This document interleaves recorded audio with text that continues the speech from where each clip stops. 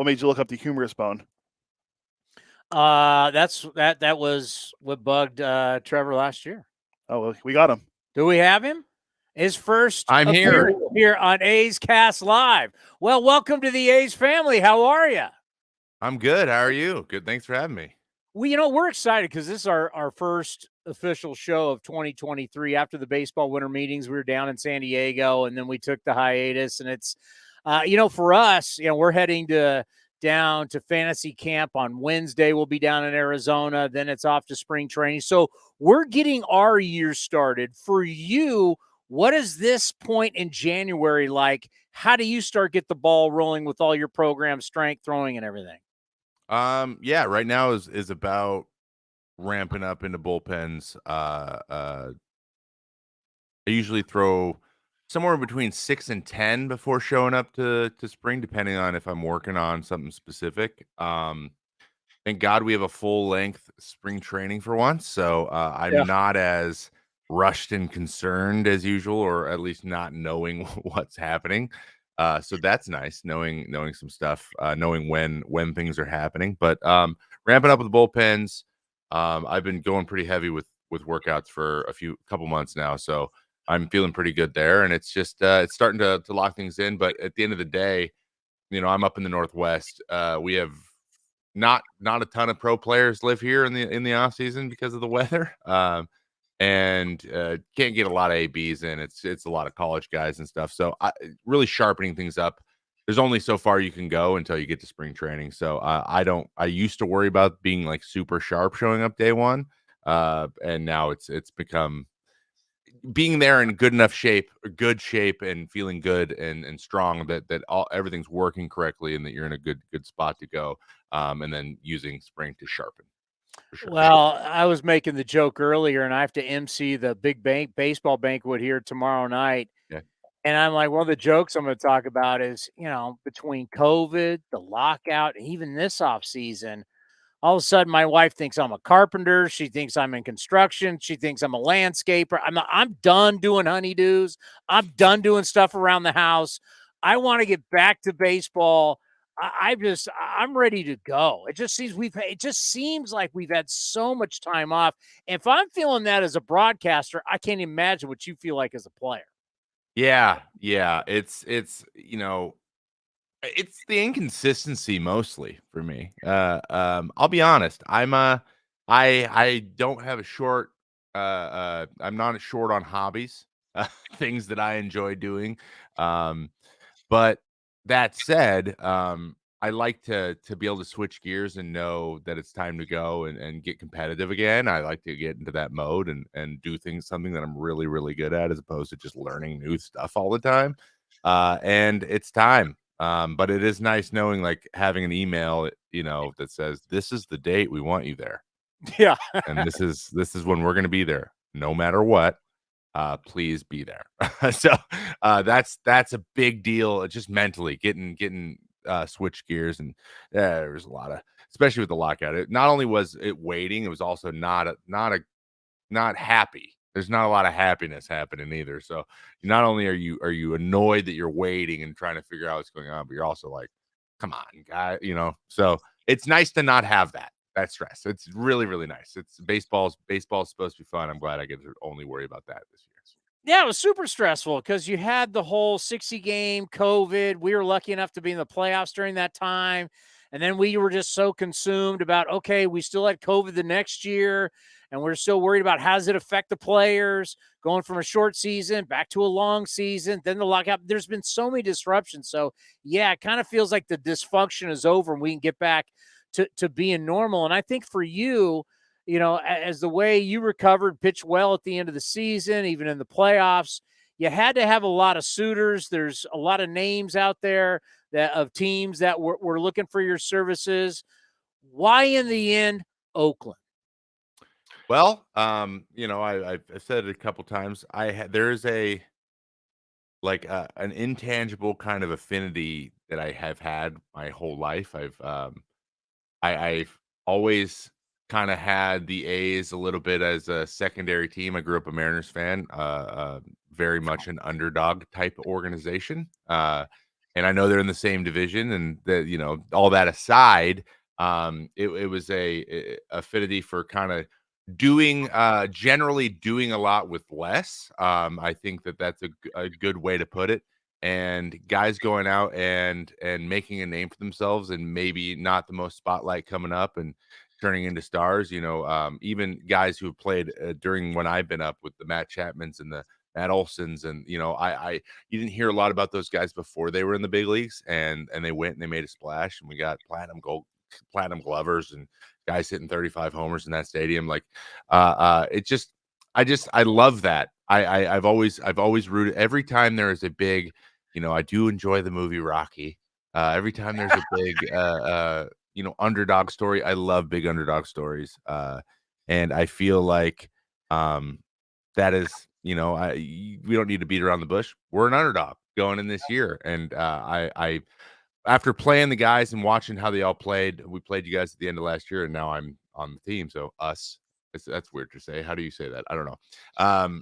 And just there was, I'll be honest, there was not a ton of names that I had heard before, and you know, that took it to us, and it's one of those things where I'm like, there's a group of guys in this crew right here that's going to become the staple, the team that wins, and I think that I think I have a lot to offer in the experience side of things, and the having conversations about, you know, how to carry yourself as a bullpen guy. There's not a lot of experience out there.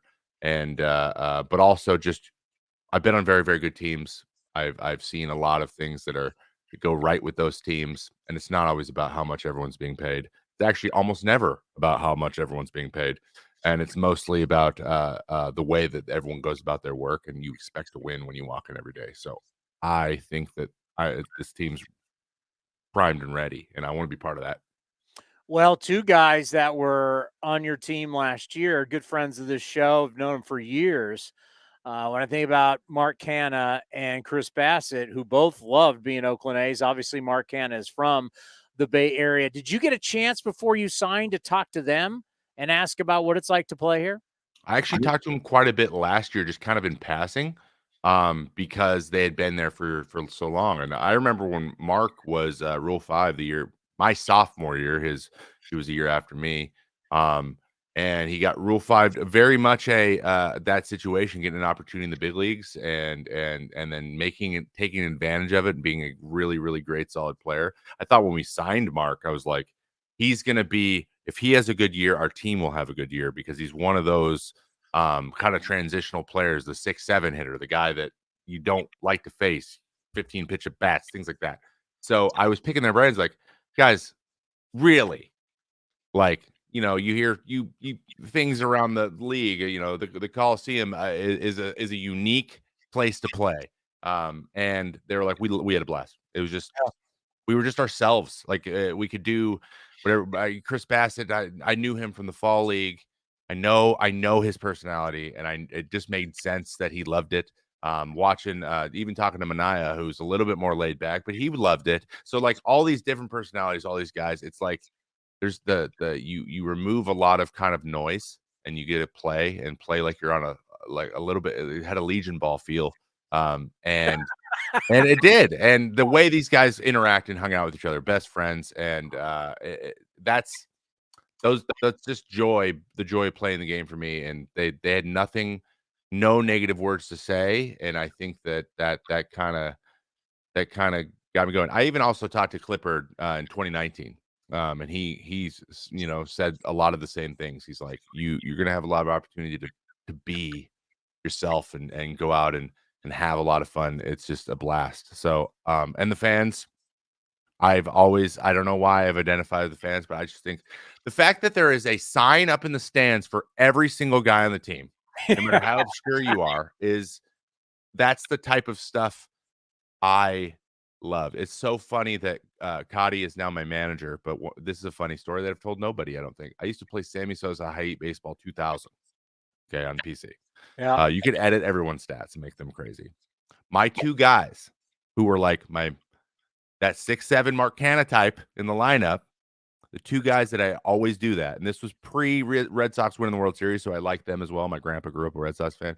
And they were underdogs, curse and all that, right?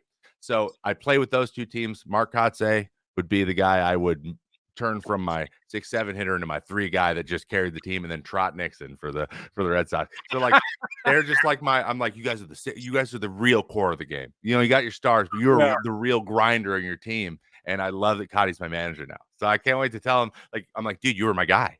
I would just boost you. You'd hit 78 homers a year and you'd become a star and you'd be my guy. But I just wanted you to be my guy. I don't know why. And he's going to go, I really should have been that guy. Because that's you're right. Yeah. You should have figured out how to do it in real life. That's what's so cool about you coming into our world is that you understand it, right? You like the music growing up. You want to go to Stanford, all the kind of stuff that we first found out about you. It's like, a lot of players have to come here and they go, then they love it. The fact that you're already coming in and you're all in, really, there's already like a comfort feel that most players don't have when they first show up to a team. Yeah. I hear that. It's every market's different. You got to prepare differently. After coming from New York, I went from Minnesota then to New York, right? So that was a different transition, something that I was expecting and knew, but like there's a lot that comes along with those things. And I pride myself in kind of trying to have a clear understanding of what the vibe's like in a place and ask lots of questions like that. But I've spent a lot of time down there. I've even made my debut at the Oakland Coliseum. I got my first major league save in Oakland. I've pitched there on my birthday like 3 times, which is just random because I've never been in the division. So how does that light up? Just like, I don't know, a lot of things that seem too much to be a coincidence. And I don't know. I think that personality, it's almost like a team. It's a team that is my personality, out on the field. And that's just the walkout music. And it's funny, when we were there in September, Buck pulled me aside and he goes, "This place is massive, but I will say one thing." I go, "What?" He goes, "They got the best sound system in the major leagues."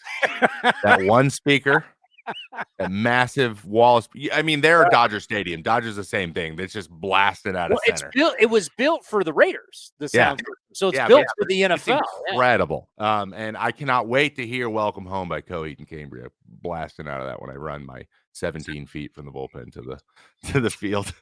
Yeah, you're going to run a little bit. I mean, that's why one of the reasons people like pitching here.